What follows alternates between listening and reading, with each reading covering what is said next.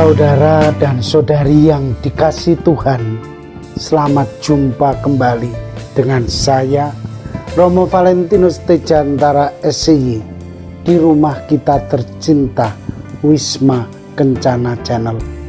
Semoga Anda semua dalam keadaan sehat, sejahtera, dan bahagia. Dalam tayangan kali ini, kita akan meneruskan pembahasan tema panjang kita, aturan emas perkawinan. Disebut sebagai peraturan emas, mengandung arti bahwa aturan itu sungguh penting dan mempunyai nilai yang tinggi dalam hidup perkawinan. Aturan itu yang harus menuntun suami istri dalam mengendalikan jalannya keluarga supaya menjadi bahagia dan harmonis. Tema yang menjadi fokus refleksi kita adalah mengatasi konflik.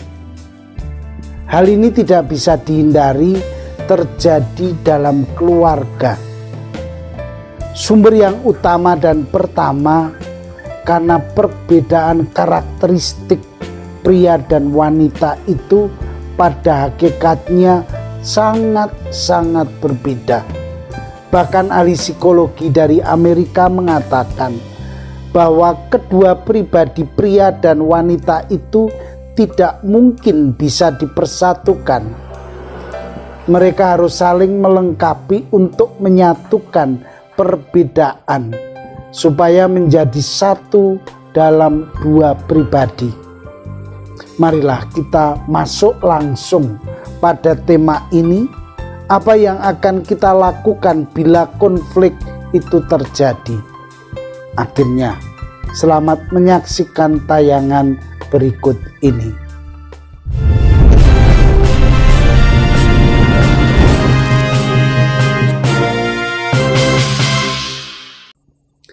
Saudara dan saudari yang dikasihi Tuhan, seorang ahli perkawinan bernama Paul Tournier mengatakan, mereka yang berhasil dalam perkawinan adalah mereka yang mengatasi masalah mereka bersama-sama dan yang mampu mengalahkan diri mereka sendiri.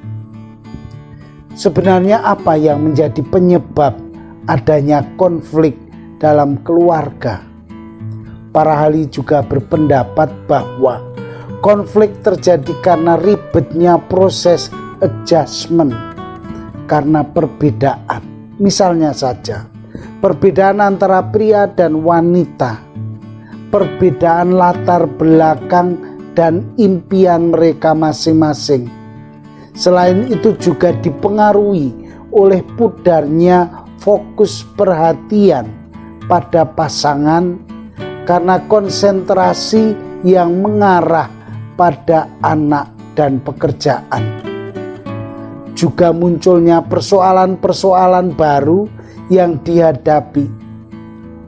Eskalasi dari konflik terjadi ketika pasangan menjawab satu sama lain secara negatif dan dilakukan secara terus-menerus. Hal ini akan menaikkan tingkat kemarahan dan pertengkaran. Selain itu juga perdebatan, adu argumentasi, dan membela diri yang tidak terkontrol, di mana pasangan cenderung mengatakan suatu yang mengancam nadi kehidupan utama, yaitu perkawinan. Juga berkomentar kejam, kasar, dan menghina. Semua itu berakibat bahwa relasi perkawinan menjadi rusak. Dan untuk dapat memperbaiki lagi perlu kerja keras, hatinya terluka. Sedangkan akibat dari konflik ini adalah pertama, melumpuhkan pribadi.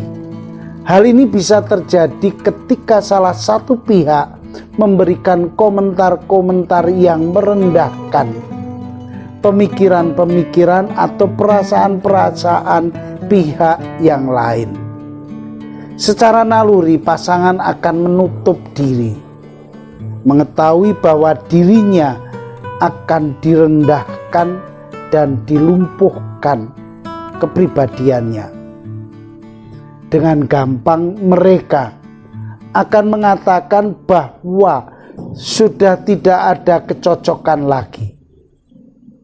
Obat penawar racun melumpuhkan pribadi ini adalah peneguhan, dihormati dan didengarkan. Yang kedua, menarik diri dan menghindar. Salah satu pihak menunjukkan ketidakinginannya untuk ikut atau meneruskan pembicaraan atau diskusi, meninggalkan tempat diskusi atau membisu atau mematung, atau cepat-cepat setuju terhadap usulan-usulan hanya untuk segera mengakhiri pembicaraan.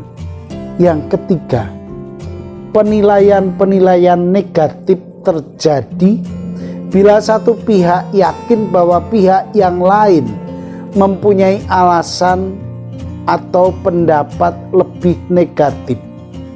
Relasi menjadi lebih sukar, dingin, dan jauh. Penilaian negatif menciptakan lingkungan yang penuh dengan keputusasaan dan perusakan moral. Suatu perkawinan akan terasa sangat berat dan merupakan beban tersendiri bila salah satu pihak secara rutin berbuat supaya pasangannya menjadi frustrasi. Penilaian negatif sangat merusak karena sangatlah sulit untuk menemukan dan melakukan sesuatu tindakan korektif atau menetralkan penilaian ini. Saudara dan saudari yang terkasih, bagaimana kita bisa menyelesaikan konflik ini? Penyelesaian konflik bisa dilakukan dengan menghargai perbedaan.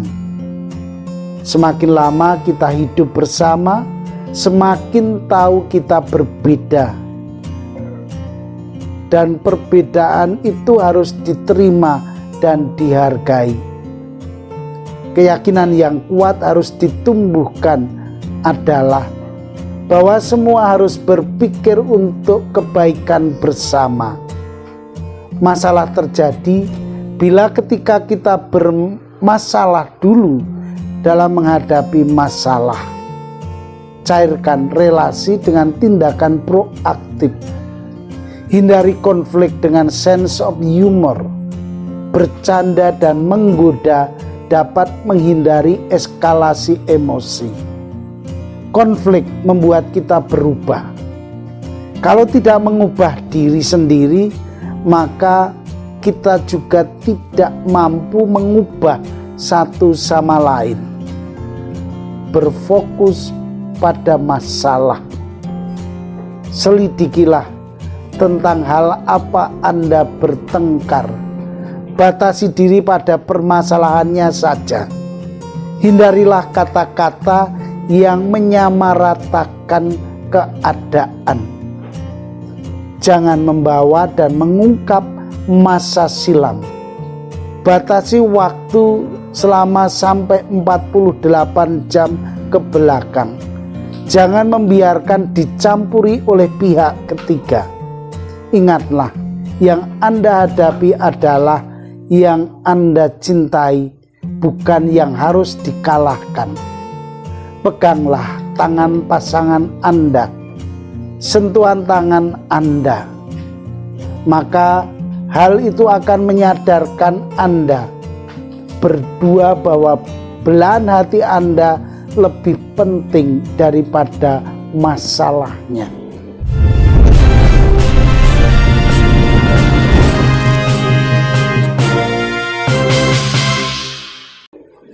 Saudara dan saudari yang dikasihi Tuhan, Santo Paulus dalam suratnya kepada umat Efesus 4 29 mengatakan, janganlah ada perkataan kotor keluar dari mulutmu, tetapi pakailah perkataan yang baik untuk membangun di mana perlu, supaya mereka yang mendengarnya beroleh kasih karunia.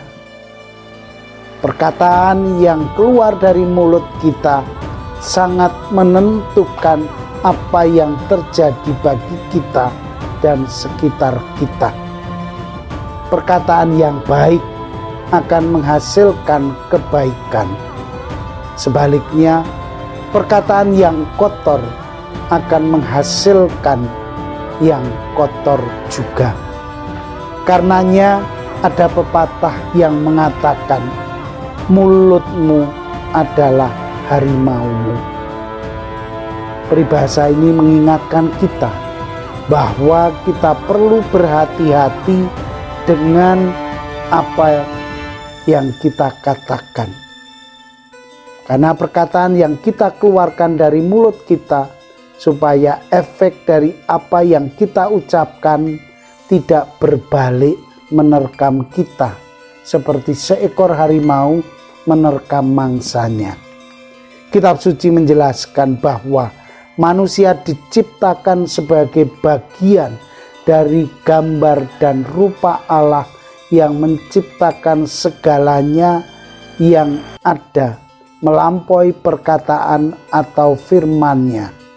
Karena itulah perkataan kita memiliki kuasa yang nyata.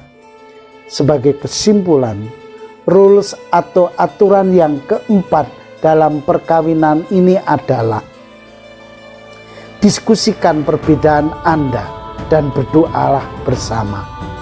Selamat mencoba, sehingga Anda menjadi ahli dalam menghadapi dan menghindari konflik yang tidak perlu dalam keluarga Anda. Inilah aturan emas perkawinan itu. Akhirnya, terimalah salam kasih kita. Vivat Cor Jesu per Cor Mariae. Hiduplah hati kudus Yesus melalui hati Maria. Amin.